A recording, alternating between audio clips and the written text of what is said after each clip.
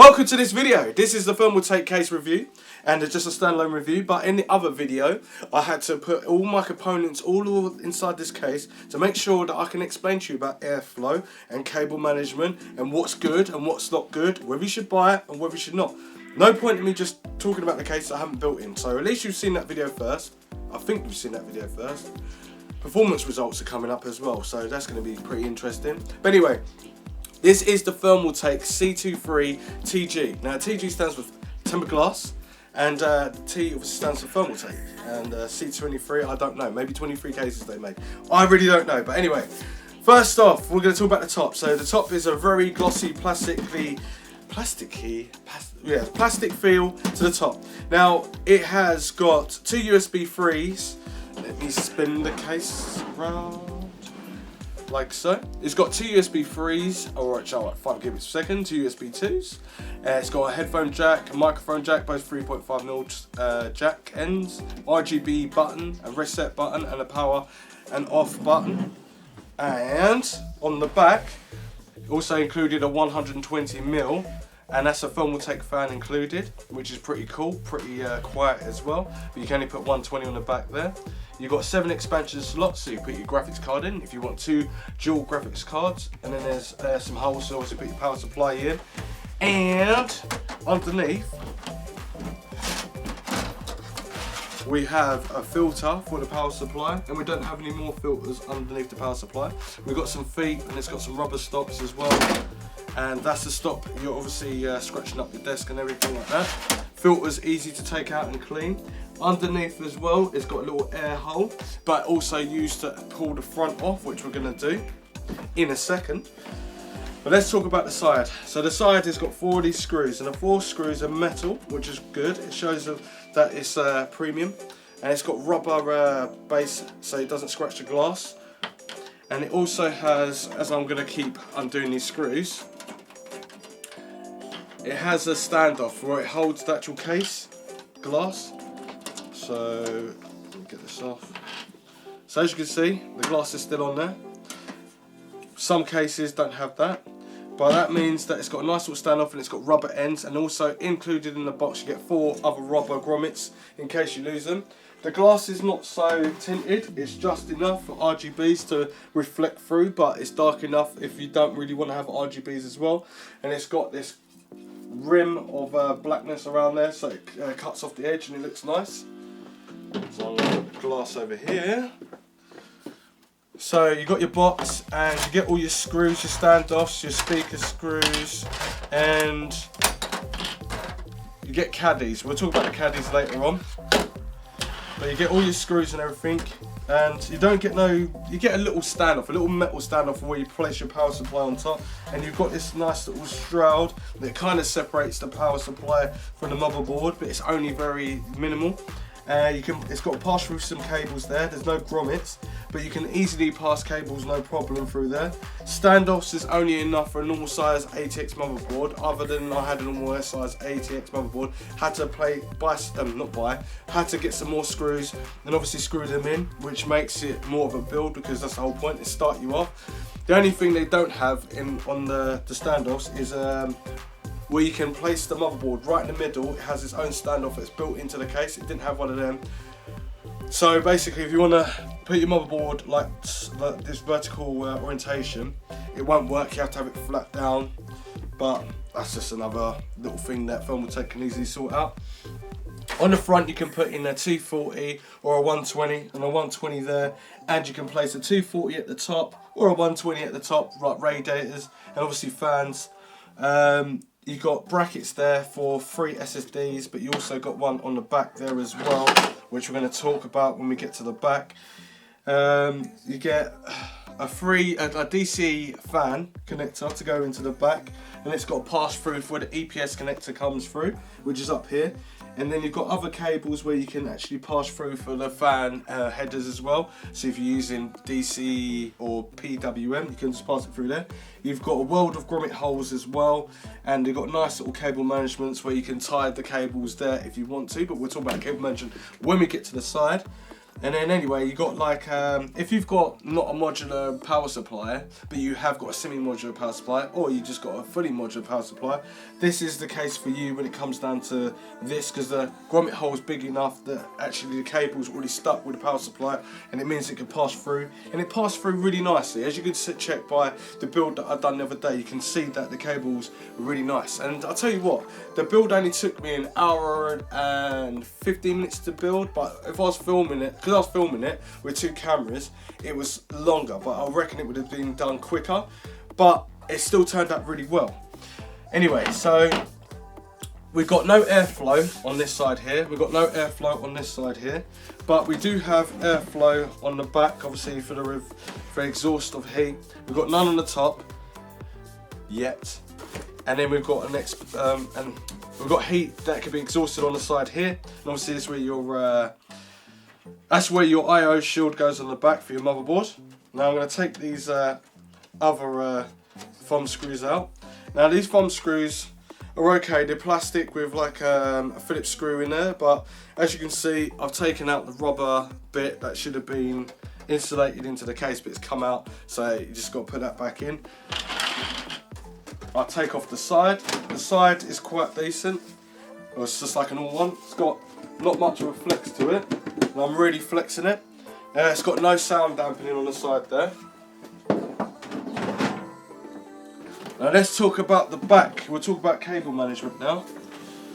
As you can see, there's not a lot of cable management in this case at all. There's about a finger width and a half up here, finger width up here, and there's probably a good 2 and a bit finger width at the bottom around here. Obviously the power supply and then the fan header. I think the fan header is in kind of the wrong place. I wish it was a little bit higher or somewhere out the way. Now, this is where your other SSD goes.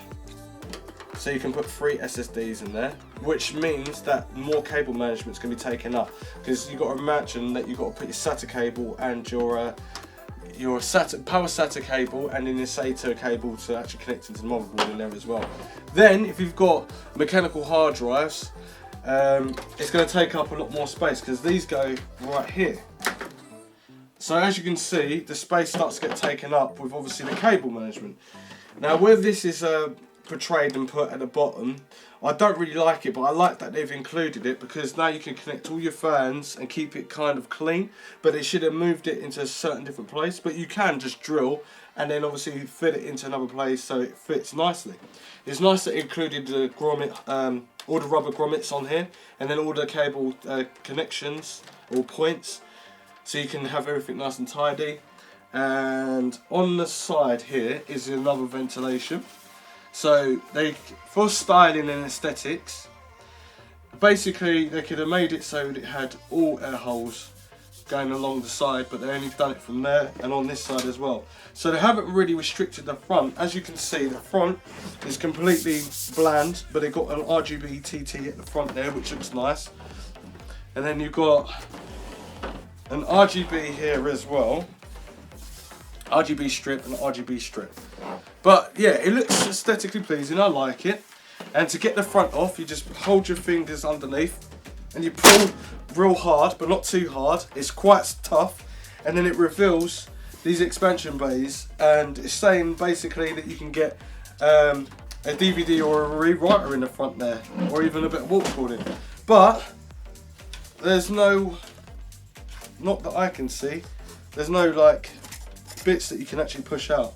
But anyway, that's where you can get to the contact of doing your water cooling or putting fans in there, so you've got more breathable air holes. Now you're only getting air hole, or you're getting an intake from the right hand side, and the right hand side is where you're going to exhaust heat as well if you've got a radiator. So I'm going to give you a little demonstration of what I'm talking about in 1 second, but I've got to get the top off now. And the top is, if I remember rightly, is it pulled from the, right, yeah, so pull from the top.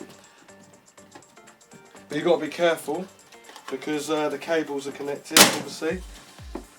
And then it shows all the cables underneath at the top, which is, it looks pretty well in there. Like normally when you look at cheaper cases, if you pull the top off, you can normally break the cable, which is the front of the head that goes in the motherboard, and you've got a bit of a problem.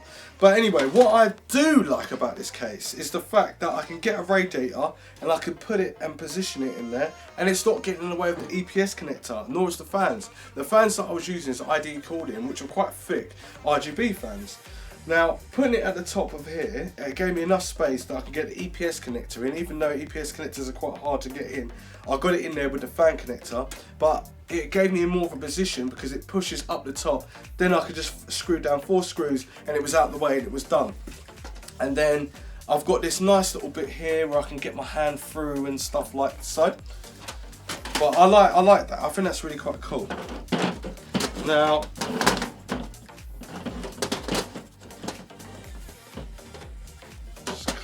on the side back in. I could try anyway. Let's clip this back in. So now I'm going to clip back the top, and then lift this upside down. Look.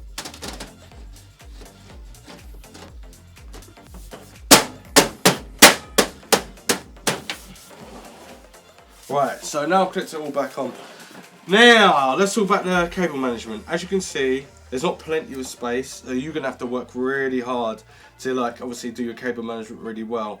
This is the only thing that I think lacks on this case. If this case was slightly wider, and this was moved out the way and moved somewhere else, because you've still got access to your retention bracket, so you can still do it standing up. But what's the problem is they haven't got a stand up what's it called, standoff in the middle, which goes straight into your motherboard and holds the motherboard while you can do things. So that makes it a little bit awkward. That kind of makes this a bit useless, but it doesn't really, because when you've got it screwed down from the front, then you can still work on it and take the water cooling off, or a CPU air cooler. If it goes faulty, you can easily get easy access to it. I love the intake of the fans on the side here. When I had it overclocked, not overclocked, when I had it going for a stress test, I could feel the heat coming out from the sides and through the back. But I'm looking at the way that the airflow would be inside this case. Now, the graphics card will be here, so the air will be blowing down, and then you've got power supply, so the air's blowing down as well. So if you've got this on carpet, this will definitely start to suffocate the case. But if you've got it on wooden flooring or on a table, then it's perfect. And you've got hot air coming out the bottom, then you've got hot air coming out from the graphics card. Then because I didn't have anything on this side, it wasn't so much of a problem. So with when I had my water cooling on, then you've got the VRMs here. So I've got the VRMs pushing heat straight out the back, and then all the chokes and stuff pushing heat. But where the heat is and where the actual air holes were is where the VRMs and chokes and phases are. So wherever they're getting heat and from obviously voltage and pushed and loads of power's going through and it's heating it up, it's coming out perfectly through here. So it didn't really need to do that at all. So aesthetically pleasing, but it makes sense on that side. So obviously through the case you've got your M.2s, they produce heat as well. So it could, obviously heat rises, so it can push the heat and go through the same top of the VRMs and everything like that, but you're mixing more hot air with the VRMs, phases and the chokes, but you're also pushing it through the back depending on how much circulation or how much air that you want to get out of the case. Now I only had one fan and it seemed to do really well with a stress test. It didn't get any restrictions at all, and obviously I've got cool air vents there, so if I put a fan there, one fan or maybe two, I can get a nice cool, I can have one as an intake and one as like one's an intake and one as an exhaust, so I'm going to push hot air out and then I can push like cool air inside the system, so flowing straight over the motherboard and everything like that.